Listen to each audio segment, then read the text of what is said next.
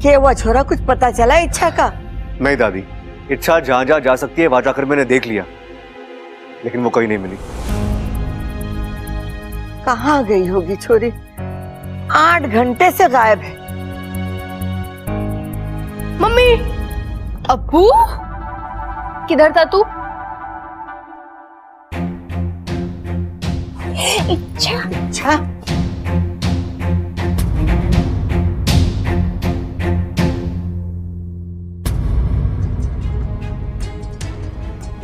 इच्छा, आज तो तेरे कान खींचने का मन हो रहा है हमारा। यहाँ हम तेरी शादी रचाए बैठे और तू बिना बताए गायब हो गई। कहाँ गई थी? मैं बताता हूं।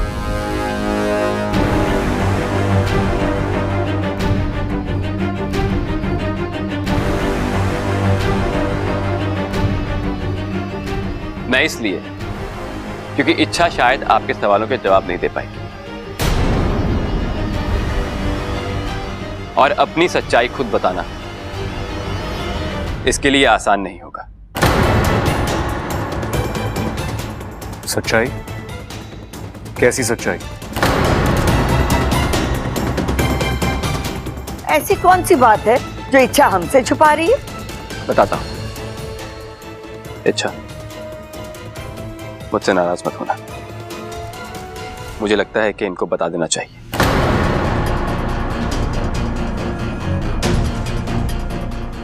इनको धक्का लगेगा, लेकिन ये खुद को संभाल भी लेंगे।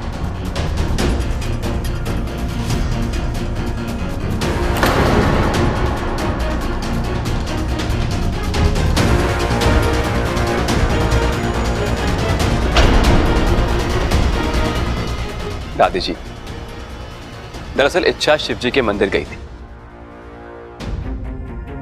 और हर बार की तरह मैं उसके पीछे पीछे गया था। मैं ये नहीं जानता कि शिव जी ने उसकी प्रार्थना सुनी या नहीं, लेकिन उसकी प्रार्थना ने मेरी सोच बदल दी। दादी जी, शादी दो अनुरूप लोगों के बीच में होनी चाहिए। जोड़ी ऐसी हो कि लोग भी देख के कहें कि एक दूसरे के लिए बने।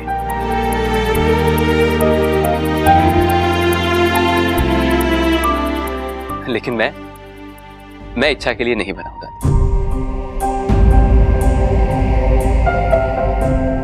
दादी, इच्छा बहुत अच्छी है और मैं जितनी भी कोशिश कर लूं, मैं अच्छाई में उसकी बराबरी नहीं कर सकता। उसकी सोच अलग है, उसका स्वभाव अलग है। मैं चाहे लाख कोशिशें कर लूं, मैं इच्छा जैसा नहीं बन सकता। ऐसे में मेरा इससे शादी करना इच्छा के साथ अन्याय होगा ना। इच्छा की शादी ऐसे लड़के के साथ होनी चाहिए जो इच्छा जैसा हो, जिससे इच्छा प्यार करती हो।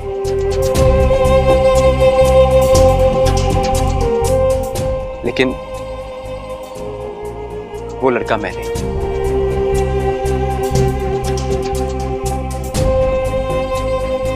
लेकिन इच्छा ने शादी के लिए तो हाँ कर दी थी ना। हाँ, लेकिन इसने ये आपका और मेरा दिल रखने के लिए किया था।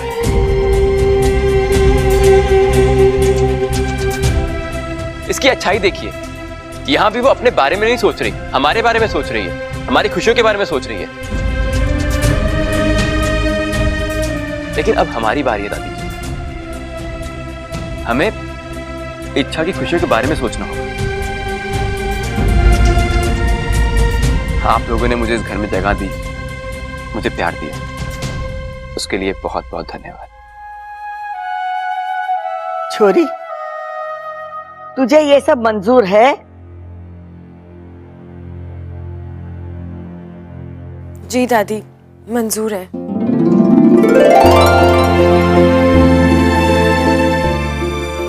तो ठीक है, जब ये दोनों ही शादी नहीं करना चाहते तो हम इन दोनों पर जबरदस्ती क्यों करें?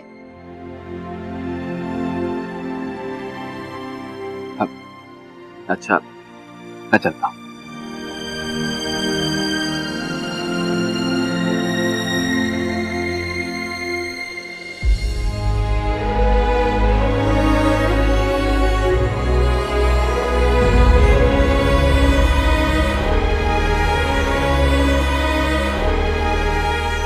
इसको मेरी याद समझ के रख लो।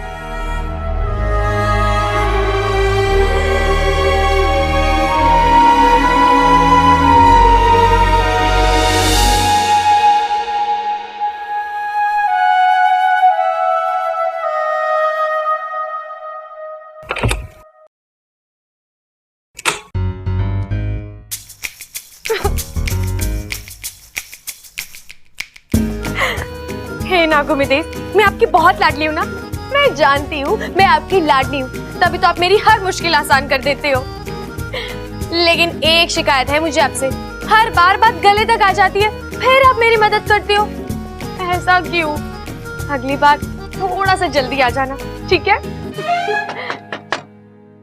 जी आइए।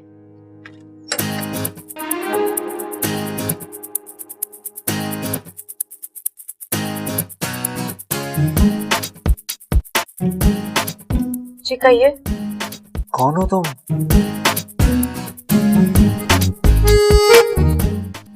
कौन हो तुम?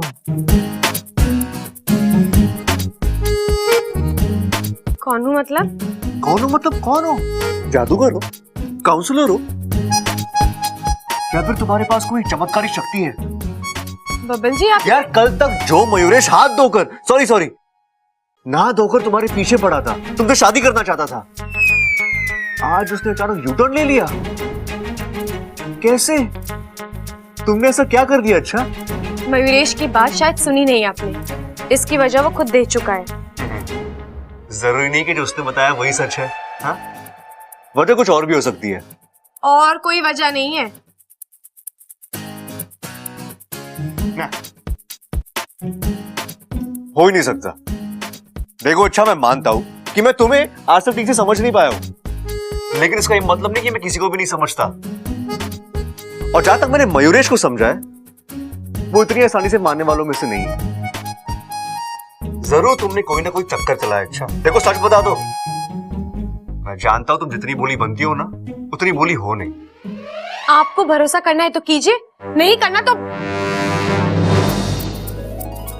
सच्चाई चाहे जो भी हो, लेकिन तुमने मयूरेश से पीछा छुड़ाकर अच्छा ही किया। अच्छा, मुझे यकीन हो गया कि तुम सिर्फ मेरे लिए बने हो और सिर्फ मुझसे प्यार करती हो।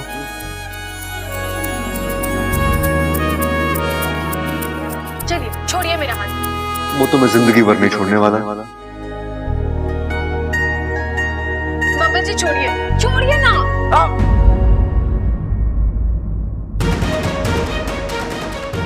इच्छा, तुम्हारा नाखून कितना तेज है, लगता है मेरी नस कट गई। दिखाइए बब्बल जी। बब्बल जी खून आ रहा है, हमें डॉक्टर के पास चलना चाहिए। चलिए आप। तुम्हें बड़ी चिंता हो रही है? क्यों? किस लिए? तुम मुझसे प्यार तो नहीं करती ना? तो इतनी परेशान क्यों हो रही हो? क्या हो गया? नस कट गई ना, कटने दो। अरे खून बह रहा है, बहने तो क्या हो जाएगा, मर जाऊंगा, मरने दो यार।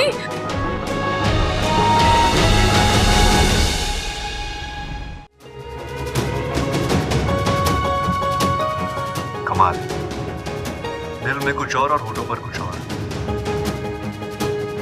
तुम्हें कैसे कर लेती हो? अच्छा बबल जी ये सब छोड़िए, आप चलिए डॉक्टर के पास। कोई जरूरत नहीं है, इतना कमजोर है कि छोटी सी चोट से मर जाऊंगा। हल्दी लगाऊंगा और ये ठीक हो जाएगा। हाँ? और एक और बात, अगर तुम्हें मेरी इतनी ही चिंता है तो मेरे इस दर्द के बारे में नहीं, दिल के दर्द के बारे में सोचो।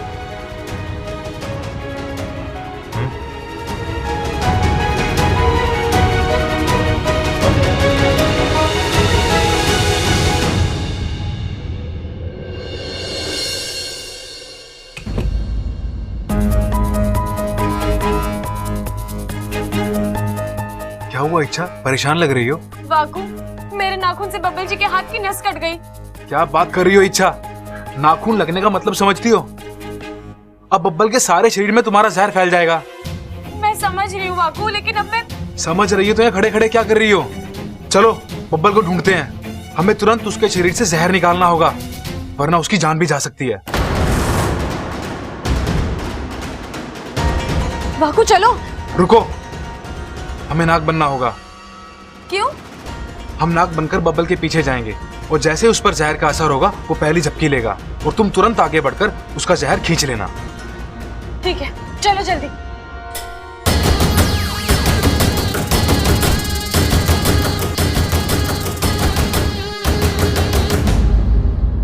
हो भाई चेहरा देखो बब्बल का, खिल के कमल हो गया है। अरे खिलेगा ही, इसका रास्ता जो साफ हो गया है। मतलब इससे पहले ये जिस रास्ते से जाता था उस पे गंदगी थी के, तभी तो बार बार बीमार पड़ता था बेचारा।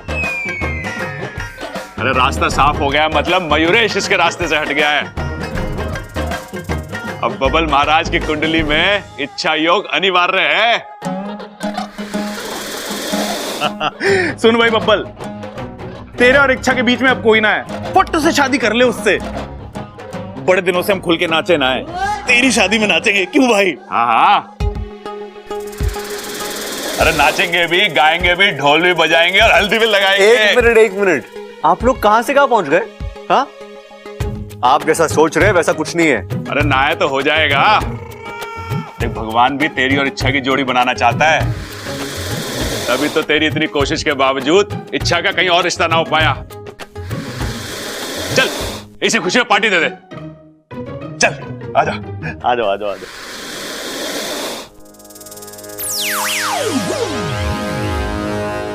अब तक तो बब्बल जी पर जहर का असर शुरू हो जाना चाहिए था वाकू, लेकिन बब्बल जी तो एकदम स्वस्थ लग रहे हैं। मतलब उन पर जहर का असर हुआ ही नहीं है। ऐसा कैसे हो सकता है वाकू?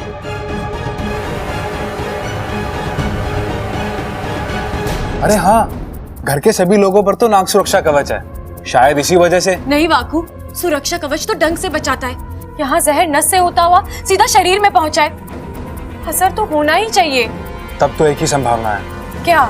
शायद अब तुम्हारे शरीर में जहर रहा ही नहीं है। वाकू, क्या फालतू की बकवास कर रहा है? मेरा जहर वो कैसे खत्म हो सकता है? आजमा कर देखने में क्या बुराई है। एक काम करते हैं, तुम उस पौधे पर फुफकारो। अगर तुम्हारी फुफकार से ये पौधा मुरझा जाता है, इसका मतलब तुम में अब भी जहर बचा है। नहीं तो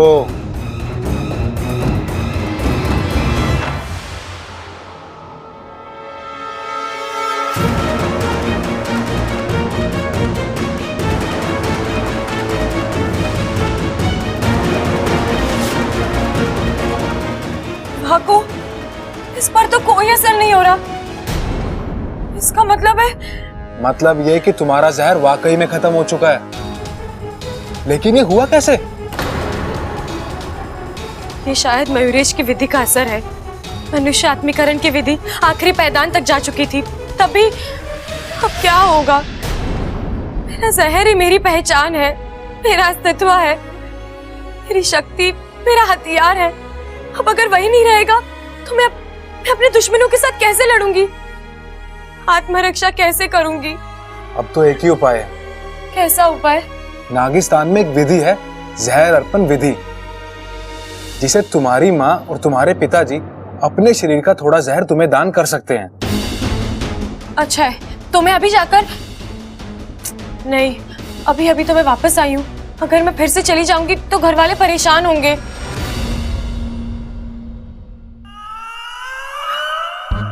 वाकू, क्या? नहीं, मैं दोबारा इच्छा नहीं बनूंगा। वाकू, आखिरी बार। इच्छा मुझसे नहीं होगा। मैं पिछले कुछ दिनों से बार बार इच्छा बन रहा हूँ। अब तो जज्बात भी लड़कियों वाले आने लगे हैं। हाँ, तो अच्छा है ना, हम दोनों एक दूसरे की बातें और अच्छे से समझेंगे। अरे मेरी शादी का क्या? लड़का हूँ, लड़कियों वाले जज्बातों के साथ कैसे? इच्छा, मैं ये मुश्किल और नहीं उठा सकता। मैं इच्छा नहीं बनूंगा, मतलब नहीं बनूंगा।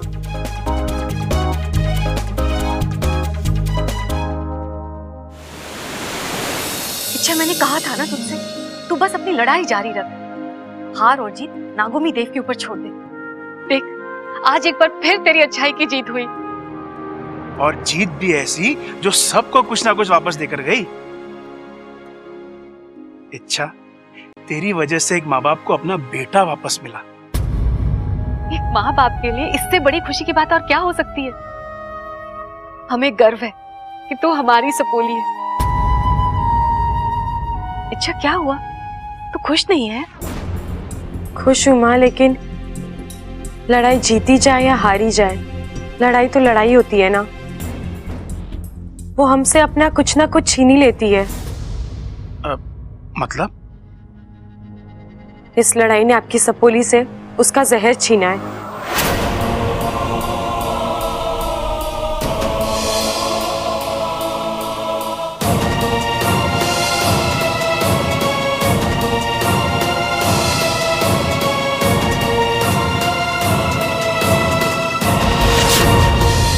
एक नागिन के लिए उसका जहर उतना ही मायने रखता है जितनी की उसकी सांस। और अब मेरे अंदर जहर की एक बूंद भी नहीं बची है माँ। तेरी अच्छाई की इतनी बड़ी कीमत? पिताजी, अब जो हुआ सो हुआ, इसके लिए रोने से कोई फायदा नहीं है। अब हमें जल्द से जल्द इसका उपाय करना है, इसलिए मैं यहाँ आई हूँ। माँ, बाकू बता रहा था नागिस्तान में कोई जहर अर्पण विधि है जिसके अंतर्गत आप दोनों अपने शरीर से मुझे कुछ जहर दान कर सकते हो। अगर हम ये विधि कर ले तो? क्या हुआ माँ, आप दोनों कुछ बोल क्यों नहीं रहे? सीधी सादी सी विधि है, हम ये बात। विधि की नहीं है इच्छा, समस्या कुछ और है। क्या? इच्छा, अभी फागुन का महीना है और नागिस्तान के नियमों के मुताबिक इस महीने कोई भी नाग किसी दूसरे नाग को जहर दान नहीं कर सकता। माँ बाप तक अपने बच्चों को जहर दान नहीं कर सकते। हमें अगर ये विधि करनी भी है तो अगले महीने कर सकते हैं, अभी नहीं। अच्छा चलो ठीक है, एक ही महीने की तो बात है, वो तो यूं निकल जाएगा। और जैसे ही फागुन खत्म होता है मैं नागिस्तान आ जाऊंगी और फिर हम ये विधि करा लेंगे। ठीक है ना माँ? हाँ। चाचा जी, चाची जी प्रणाम। अरे गिली, कैसी हो तुम? मैं अच्छी हूँ। अरे इच्छा, तू कब आई इंसान लोक से? कैसी है तू? मैं एकदम मस्त हूँ। तू सुना, माँ बता रही थी कुछ दिन पहले तू कांटों वाले गड्ढे में गिर गई थी, काफी घाव भी लगे थे। मरते मरते बची हूँ मैं। ये तो बस नागुमी देव की कृपा है जो तेरे सामने सही सलामत खड़ी हूँ मैं। अच्छा बेटा, यहाँ कैसे आना हुआ? आज मैं आप सबको आमंत्रित करने आई हूँ। वो मेरे साथ गड्ढे वाला हादसा हो गया था ना, उसमें मेरा सारा जहर बह गया और आज मेरे माँ और पिताजी मुझे जहर दान कर रहे हैं। तो बस जहर अर्पण विधि के लिए मैं आप सबको न्योता देने आई हूँ।